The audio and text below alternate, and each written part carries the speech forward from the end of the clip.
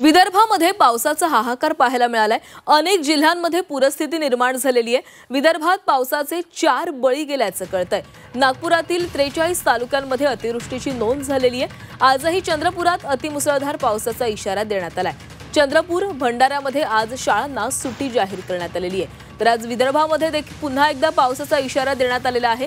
काल देखील विदर्भामध्ये मोठा पाऊस झालेला होता आणि यामुळे अनेक ठिकाणी पूरस्थिती निर्माण झालेली होती आणि याच पार्श्वभूमीवर खबरदारी म्हणून चंद्रपूर आणि भंडाऱ्यामध्ये आज शाळांना सुट्टी जाहीर करण्यात आली आहे।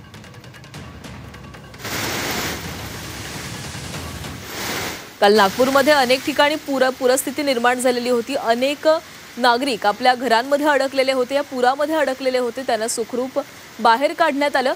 मात्र या पावसामध्ये 4 जणांचा बळी गेलाय अशी देखील माहिती समोर येते।